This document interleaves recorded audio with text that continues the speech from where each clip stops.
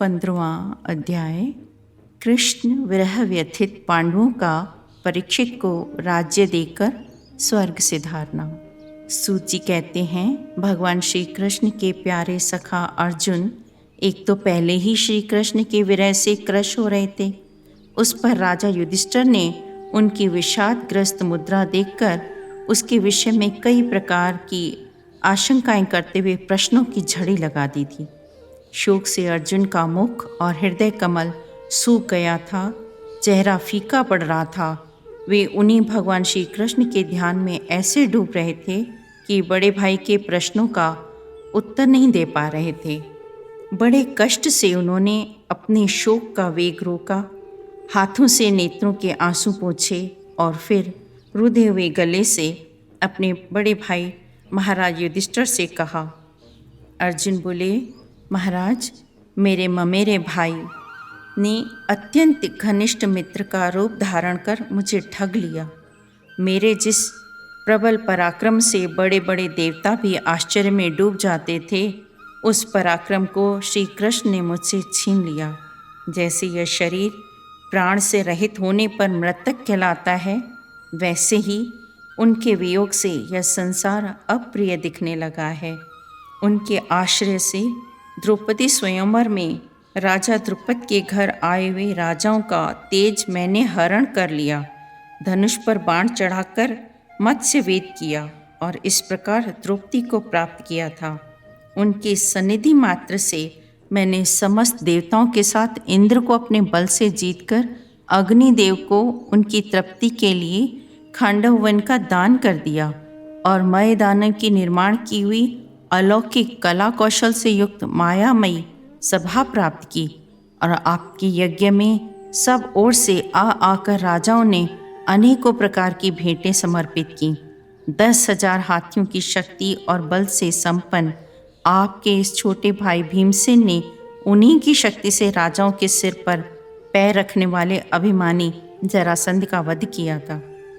वनवास के समय हमारे वैरी दुर्योधन के षड्यंत्र से 10,000 शिष्यों को साथ बिठाकर भोजन करने वाले महर्षि दुर्वासा ने हमें दुस्तर संकट में डाल दिया था।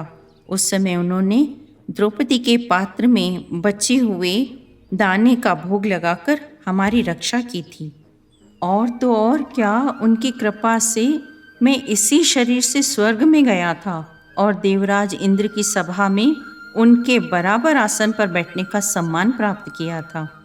यह सब जिनकी महती कृपा का फल था, उन्हीं पुरुषोत्तम भगवान श्री कृष्ण ने मुझे आज ठग लिया है। जैसे हिरण्यकश्यप आदि दैत्यों के अस्त्र शस्त्र भगवत भक्त प्रहलाद का स्पर्श नहीं करते थे, वैसे ही उनके सामने सारे शस्त्र मुझे छू नहीं सकते थे। यह श्री कृष्ण की छत्र छाया में रहने का ही प्रभाव था। श्रेष्ठ पुरुष संसार से मुक्त होने के लिए जिनके चरण कमलों का सेवन करते हैं, उन भगवान को मुझ दुर्बुद्धि ने सारथी तक बना डाला। जिस समय मेरे घोड़े थक गए थे और मैं रथ से उतरकर पृथ्वी पर खड़ा था, उस समय बड़े बड़े महारथी शत्रु मुझ पर प्रहार न कर सके, क्योंकि श्री कृष्ण के प्रभाव से उनकी बुद्धि मारी गई थी। उनका मुझे पार्थ, अर्जुन, सखा, कुरुनंदन आदि कहकर पुकारना मुझे बार बार याद आ रहा है। मेरे हृदय में उथल पुथल मच रही है। जैसे मित्र अपने मित्र का और पिता अपने पुत्र का अपराध सह लेता है, उसी प्रकार मुझ मंद बुद्धि के अपराधों को वो सह लिया करते थे। महाराज, वो मेरे सखा, प्रिय मित्र नहीं, मेरे हृदय ही थे। उन्हीं पुरुषोत्तम भगवान से मैं रहित हो गया हूँ।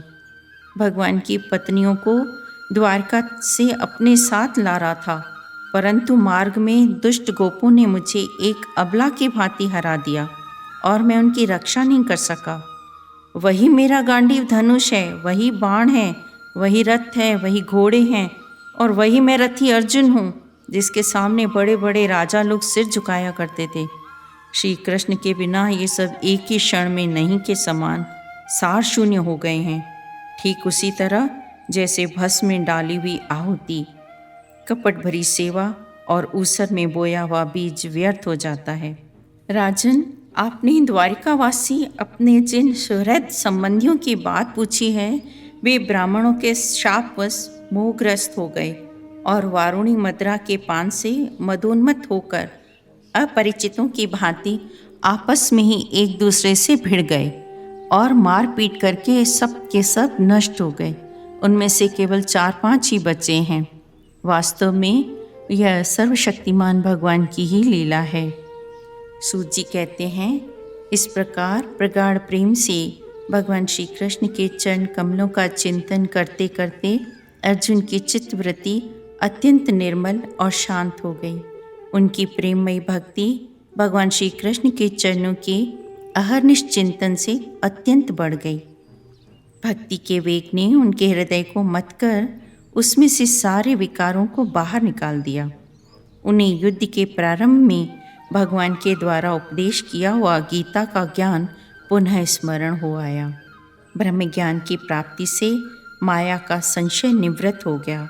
वे शोक एवं जन्म मृत्यु के चक्र से सर्वथा मुक्त हो गए। कुंती ने भी अर्जुन के मुख से यदुवंशियों के नाश और भगवान के स्वधाम गमन की बात सुनकर अनन्य भक्ति से अपने हृदय को भगवान श्री कृष्ण में लगा दिया और सदा के लिए इस जन्म मृत्यु रूप संसार से अपना मुंह मोड़ लिया। उन भगवान श्री कृष्ण ने जब अपने मनुष्य के से शरीर से इस पृथ्वी का परित्याग कर दिया, उसी दिन विचारहीन लोगों को अधर्म में फंसाने वाला कलयुग आधम का। महाराज युधिष्ठिर ने कलयुग का आना जान लिया। उन्होंने देखा देश में छल, हिंसा आदि अधर्मों की बढ़ती हो गई है। तब उन्होंने महाप्रस्थान का निश्चय किया और अपना राज्य अपने पौत्र परीक्षित को सौंपकर गृहस्थाश्रम के धर्म से मुक्त होकर उन्होंने संन्यास ग्रहण किया। युधिष्ठिर ने अपने सब वस्त्राभूषण आदि वहीं छोड़ दिए। इसके पश्चात उन्होंने शरीर पर चीर वस्त्र धारण कर लिया, अन्न जल का त्याग कर दिया और मौन ले लिया। हृदय में उस पर ब्रह्म का ध्यान करते हुए, जिसको प्राप्त करके फिर लौटना नहीं पड़ता, उन्होंने उत्तर दिशा की यात्रा की। भीमसेन, अर्जुन आदि युधिष्ठिर के छोटे भाइयों ने भी देखा कि अब पृथ्वी में सभी लोगों को अधर्म के सहायक कलयुग ने प्रभावित कर डाला है। इसलिए वे भी श्री कृष्ण चरणों की प्राप्ति का दृढ़ निश्चय करके अपने बड़े भाई के पीछे पीछे चल पड़े। संयमी एवं श्री कृष्ण के प्रेमी भक्त विदुर जी ने भी अपने शरीर को प्रभास क्षेत्र में त्याग दिया। उस समय द्रौपदी ने देखा कि अब पांडव लोग निरपेक्ष हो गए हैं। तब वे अनन्य प्रेम से भगवान श्री कृष्ण का ही चिंतन करके उन्हें प्राप्त हो गई। भगवान के प्यारे भक्त पांडवों के महाप्रयाण की इस परम पवित्र और मंगलमयी कथा को जो पुरुष श्रद्धा से सुनता है, वह निश्चय ही भगवान की भक्ति और मोक्ष प्राप्त करता है। 16वां अध्याय, परीक्षित की दिग्विजय तथा धर्म और पृथ्वी का संवाद। सूची कहते हैं, शौनक जी, पांडवों के महाप्रयाण के पश्चात भगवान के परम भक्त राजा परीक्षित श्रेष्ठ ब्राह्मणों की शिक्षा के अनुसार पृथ्वी का शासन करने लगे। उनके जन्म के समय ज्योतिषियों ने उनके संबंध में जो कुछ कहा था, वास्तव में वे सभी महान गुण उनमें विद्यमान थे। उन्होंने उत्तर की पुत्री इरावती से विवाह किया। इससे उन्होंने जन्मजय आदि 4 पुत्र प्राप्त किए तथा कृपाचार्य को आचार्य बनाकर उन्होंने गंगा के तट पर 3 अश्वमेध यज्ञ किए, जिनमें ब्राह्मणों को पुष्कल दक्षिणा दी गई। उन यज्ञों में देवताओं ने प्रत्यक्ष रूप से प्रकट होकर अपना भाग ग्रहण किया था। एक बार दिग्विजय करते समय उन्होंने देखा कि शूद्र के रूप में कलयुग राजा का वेश धारण करके एक गाय और बैल के जोड़े को ठोकरों से मार रहा है। तब उन्होंने उसे बलपूर्वक पकड़कर दंड दिया। शौनक जी ने पूछा, महाभाग्यवान सूत जी, दिग्विजय के समय महाराज परीक्षित ने कलयुग को दंड देकर ही क्यों छोड़ दिया, मार क्यों नहीं डाला?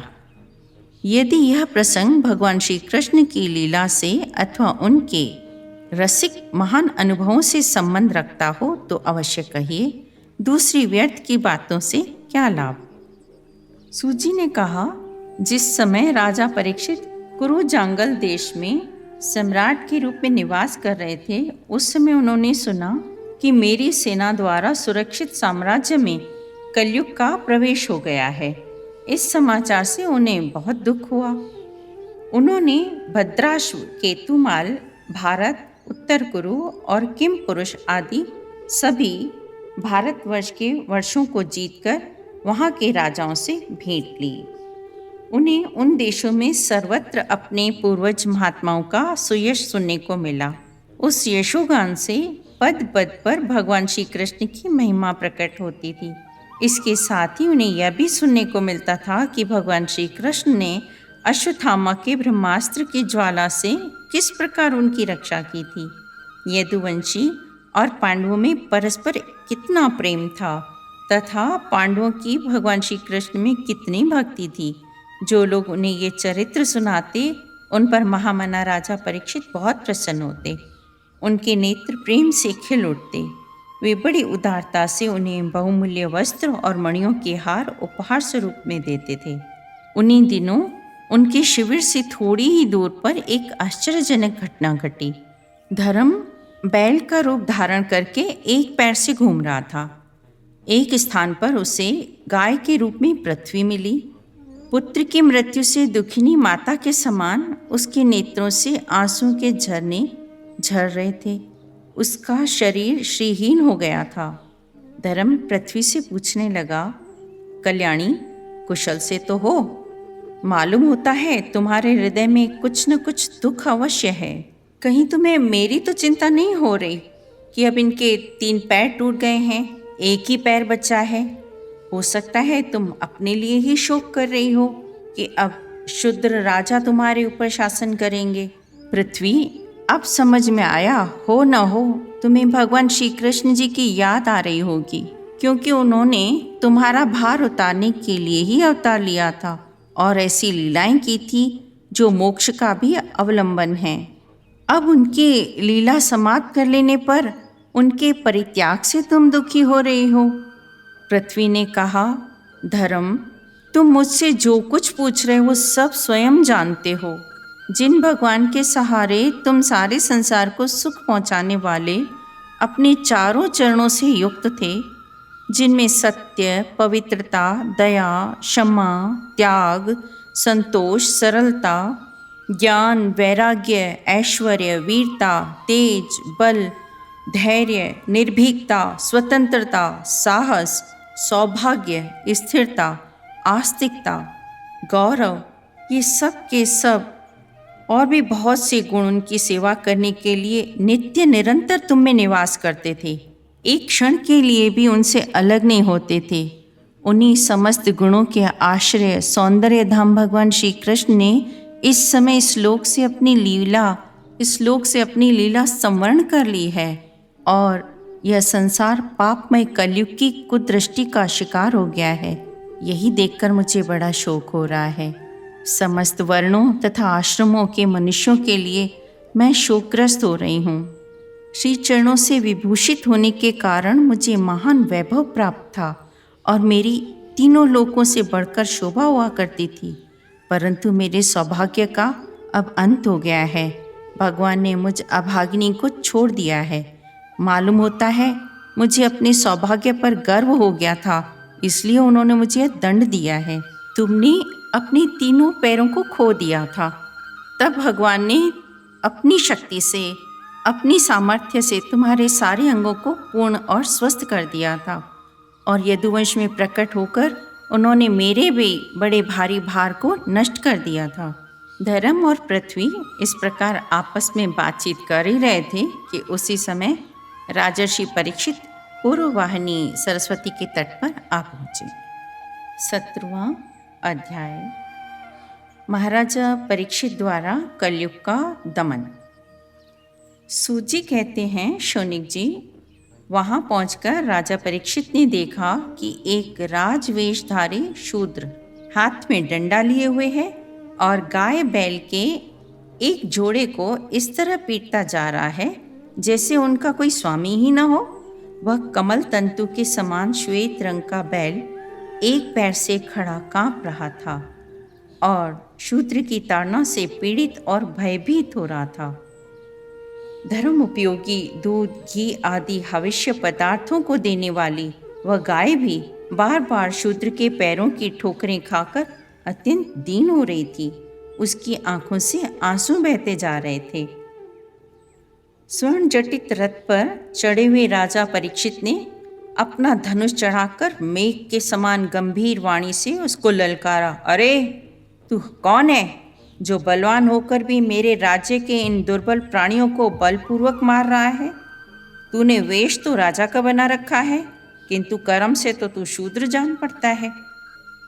उन्होंने धर्म से पूछा, 3 पैर न होने पर भी आप एक ही पैर से चलते फिरते हैं, यह देखकर मुझे बड़ा कष्ट हो रहा है।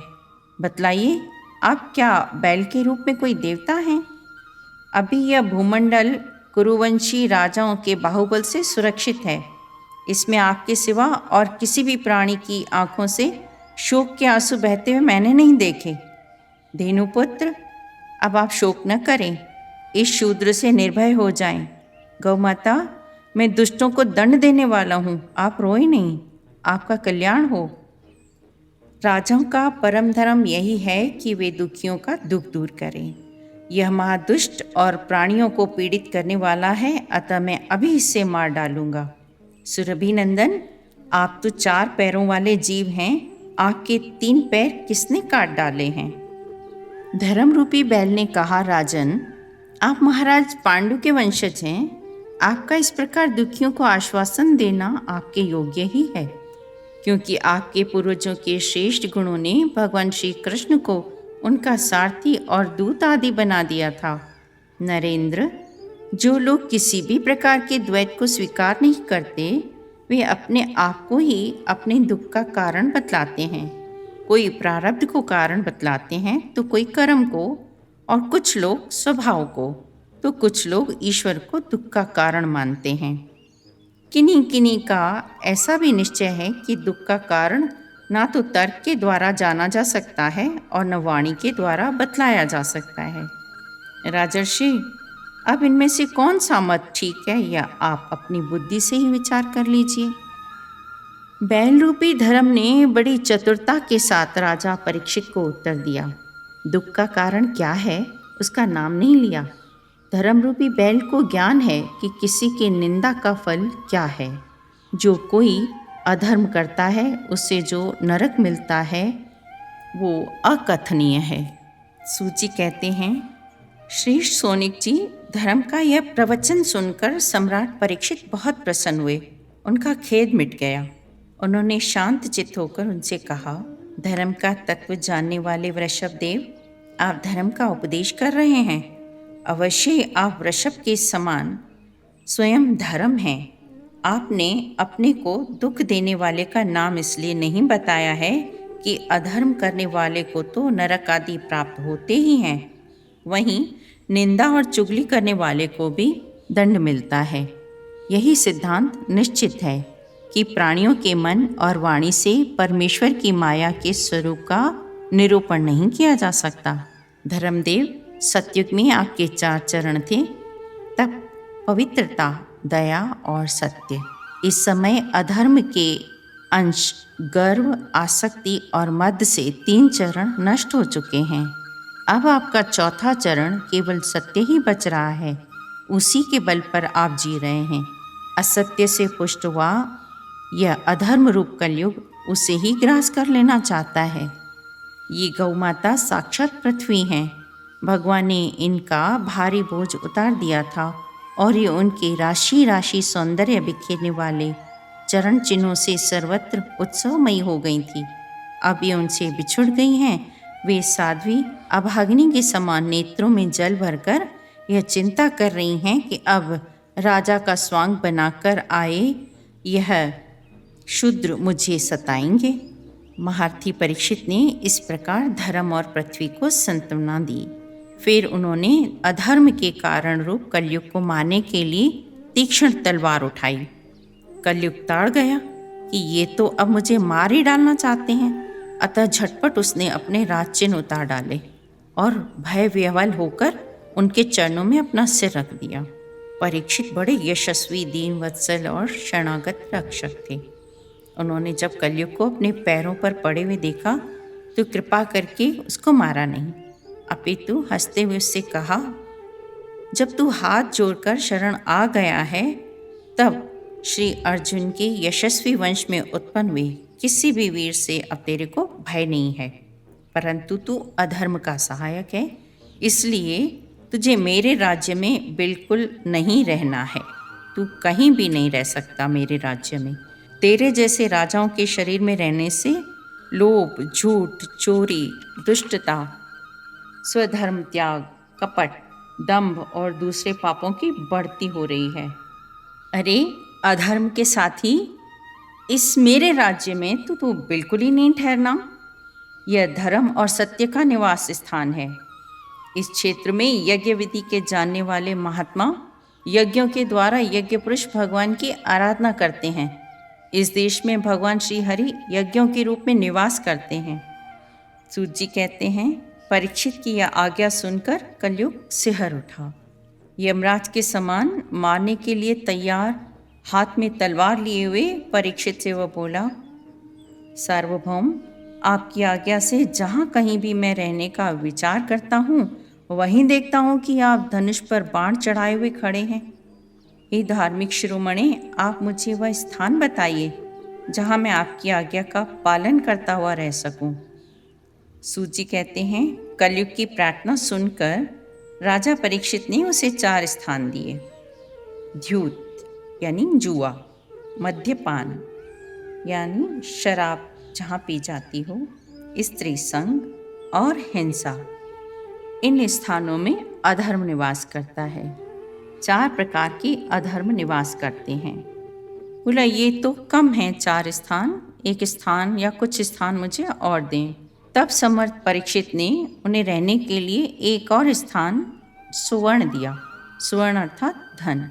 इस प्रकार कलयुग के 5 स्थान हो गए: झूठ, मद्य, काम, वैर और रजोगुण। परीक्षित के दिए हुए इन्हीं 5 स्थानों में अधर्म का मूल कारण कली उनकी आज्ञाओं का पालन करता हुआ निवास करने लगा। इसलिए आत्मकल्याण कामी पुरुष को इन 5 स्थानों का सेवन कभी नहीं करना चाहिए। धार्मिक राजा, प्रजावर्ग के लौकिक नेता और धर्म उपदेष्टा गुरुओं को तो बड़ी सावधानी से इनका त्याग करना चाहिए। राजा परीक्षित ने उसके बाद वृषभ रूप धर्म के 3 चरण तपस्या, शुद्धता और दया जोड़ दिए और आश्वासन देकर पृथ्वी का संवर्धन किया। अभिमन्यु नंदन राजा परीक्षित वास्तव में ऐसे ही प्रभावशाली हैं जिनके शासन काल में आप लोग इस दीर्घकालीन यज्ञ के लिए दीक्षित हुए हैं। 18वां अध्याय, राजा परीक्षित को श्रृंगी ऋषि का शाप। सूची कहते हैं, जब तक पृथ्वी पर अभिमन्यु नंदन महाराज परीक्षित सम्राट रहे तब तक चारों ओर व्याप्त हो जाने पर भी कलयुग का कुछ भी प्रभाव नहीं था। वैसे तो जिस क्षण श्री कृष्ण ने पृथ्वी का परित्याग किया उसी समय पृथ्वी में अधर्म का मूल कारण कलयुग आ गया था। भ्रमर के समान सारग्राही सम्राट परीक्षित कलयुग से कोई द्वेष नहीं रखते थे, क्योंकि उसमें यह एक बहुत बड़ा गुण है कि पुण्य कर्म तो संकल्प मात्र से ही फलीभूत हो जाते हैं, परंतु पाप कर्म का फल शरीर से करने पर ही मिलता है, संकल्प मात्र से नहीं। ऋषियों ने कहा, सौम्य स्वभाव सूत जी, आप जुग जुग जिए, क्योंकि मृत्यु के प्रवाह में पड़े हुए हम लोगों को आप भगवान श्री कृष्ण की अमृतमयी उज्जवल कीर्ति का श्रवण कराते हैं। विद्वन, आप भगवान को ही अपने जीवन का ध्रुव तारा मानते हैं, इसलिए आप सत्पुरुषों के एकमात्र आश्रय भगवान के उद्दार और विशुद्ध चरित्रों का हम श्रद्धालु श्रोताओं के लिए विस्तार से वर्णन कीजिए। सूत जी कहते हैं, सूत जाति में उत्पन्न होने पर भी महात्माओं की सेवा करने के कारण आज हमारा जन्म सफल हो गया, क्योंकि महापुरुषों के साथ बातचीत करने मात्र से ही नीच कुल में उत्पन्न होने की मनोव्यथा शीघ्र ही मिट जाती है। सूर्य के समान प्रकाशमान महात्माओं, आप लोगों ने मुझसे जो कुछ पूछा है वह मैं अपनी समझ के अनुसार सुनाता हूँ। जैसे पक्षी अपनी शक्ति के अनुसार आकाश में उड़ते हैं, वैसे ही विद्वान लोग भी अपनी अपनी बुद्धि के अनुसार ही श्री कृष्ण की लीला का वर्णन करते हैं। एक दिन राजा परीक्षित धनुष लेकर वन में शिकार खेलने गए हुए थे। हरिणों के पीछे दौड़ते दौड़ते वे थक गए और उन्हें बड़े जोर की भूख और प्यास लगी। जब कहीं उन्हें कोई जलाशय नहीं दिखा, तब वे पास के ही एक ऋषि के आश्रम में चले गए।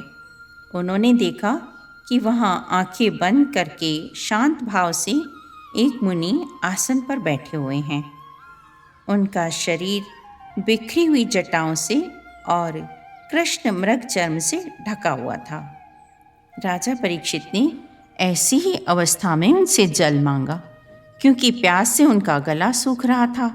जब उन्होंने राजा को वहाँ बैठने के लिए तिनके का भी आसन नहीं दिया, किसी ने उन्हें भूमि पर भी बैठने को न कहा, तब अपने को अपमानित सा मानकर वे क्रोध के वश हो गए।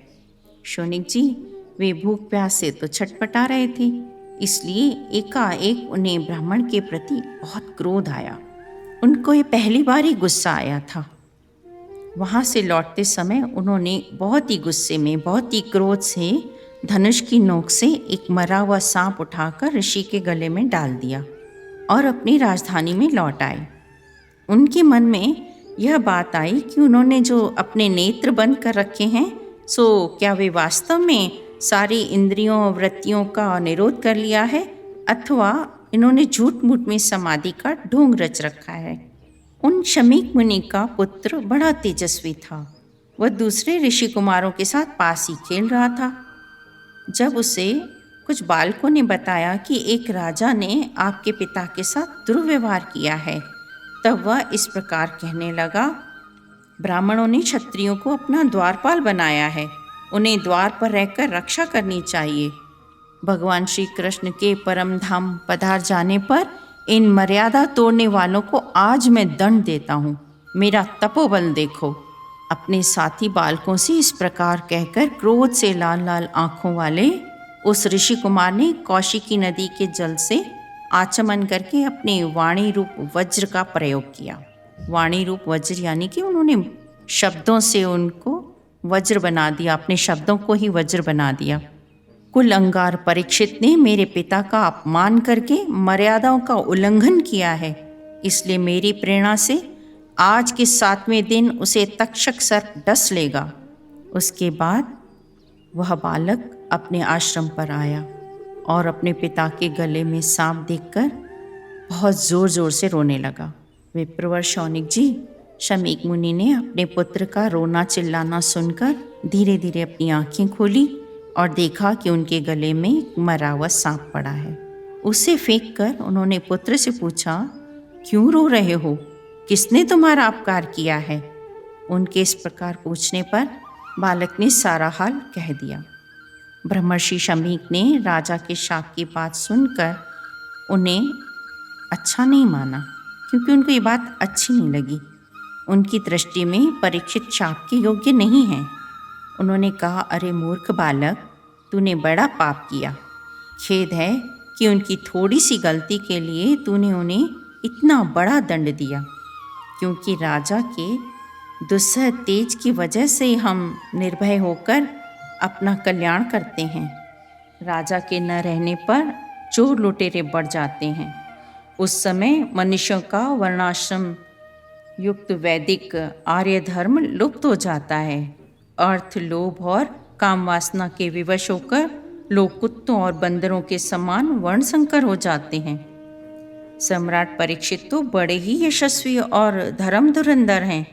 उन्होंने बहुत से अश्वमेध यज्ञ किए हैं और वे भगवान के परम प्यारे भक्त भी हैं।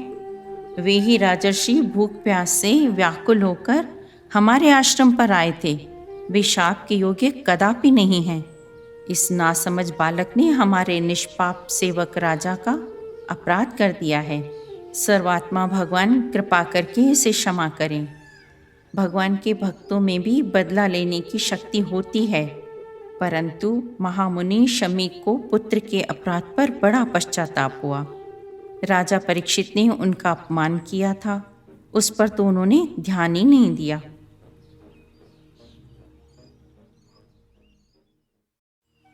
ओम नमो भगवते वासुदेवाय।